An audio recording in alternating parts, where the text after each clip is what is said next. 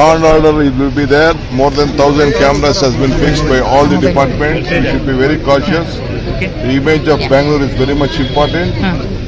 So nothing should be no nuisance. If any nuisance, everyone will be picked by the police people. Sir, now the BJP is demanding Priyank Kharge's resignation, sir. What wrong Mr. Priyank Kharge has done? They are doing politics, let them do whatever they want.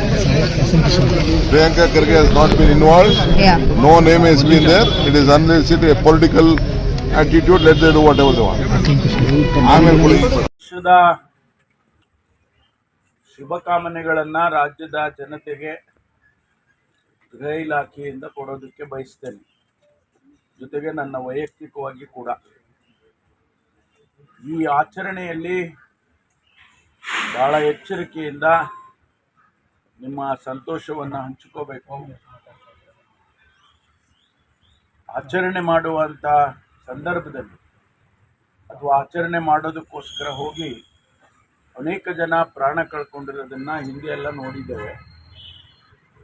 ಅನೇಕ ಘಟನೆಗಳನ್ನು ಕೂಡ ನಾವು ಅನೇಕ ಜಿಲ್ಲೆಗಳಲ್ಲಿ ನೋಡಿದ್ದೇವೆ. ಬೆಂಗಳೂರಿನಲ್ಲೂ ನೋಡಿದ್ದೇವೆ, ಹೊರಗಡೆನೂ ನೋಡಿದ್ದೇವೆ.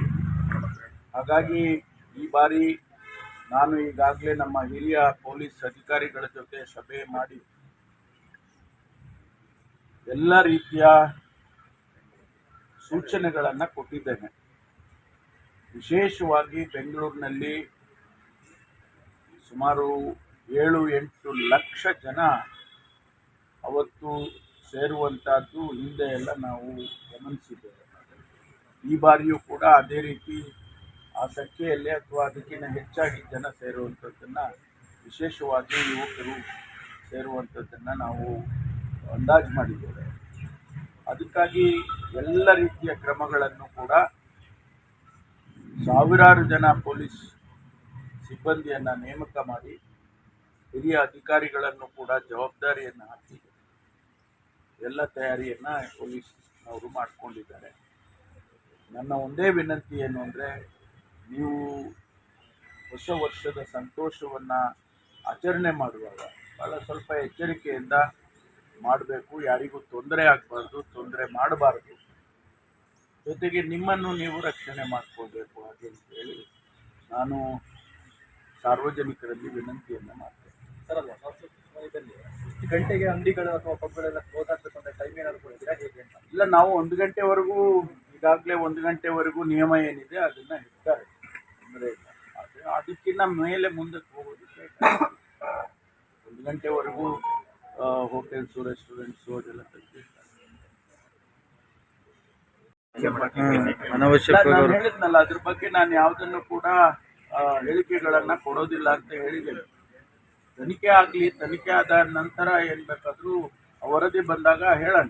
ಎಲ್ಲವನ್ನು ನಿಮ್ಮ ಮುಂದೆ ಹೇಳೇ ಹೇಳ್ತೀವಲ್ಲ, ಸಾರ್ವಜನಿಕವಾಗಿ ರಾಜ್ಯದ ಜನತೆ ಮುಂದೆ ಹೇಳೇ ಹೇಳ್ತೀವಿ. ಸೊ ಈಗ ಪ್ರಿಯಾಂಕ್ ಖರ್ಗೆ ರಾಜೀನಾಮೆಗೆ ಒತ್ತಾಯಿಸಿ ಬಿಜೆಪಿ ರಾಜ್ಯಾದ್ಯಂತ ಹೋರಾಟಕ್ಕೆ ಪ್ಲಾನ್ ಮಾಡ್ಕೊಂಡಿದೆ ಸರ್. ನಿನ್ನೆ ಅವರು ಮೃತ ಕುಟುಂಬದ ಮನೆಗೂ ಕೂಡ ಹೋಗಿತ್ತು ಬಿಜೆಪಿ ನಿಯೋಗ. ಪ್ರಿಯಾಂಕ ಖರ್ಗೆ ಅವರು ರಾಜೀನಾಮೆಯನ್ನು ಕೊಡುವಂಥ ಅಗತ್ಯ ಇಲ್ಲ. ಅವರು ಸುಮ್ಮನೆ ಅನವಶ್ಯಕವಾಗಿ ಅವರ ಹೆಸರನ್ನು ತೆಗೆದುಕೊಂಡು ಬಂದು ರಾಜೀನಾಮೆ ಕೊಡಿ ಅಂತೇಳಿ ಒತ್ತಾಯ ಮಾಡ್ತಿದ್ದಾರೆ. ದರ್ಶನ್ ಕೇಸಲ್ಲಿ ಅರ್ಜಿ ವಜಾ ಮಾಡೋದು ಅದೆಲ್ಲ ಪ್ರೊಸೀಜರಲ್ಲಿ ಏನು ಮಾಡಬೇಕು ಇಲ್ಲ ಪ್ರೊಸೀಜರಲ್ಲಿ ಮಾಡಲೇಬೇಕಲ್ಲ. Thank you.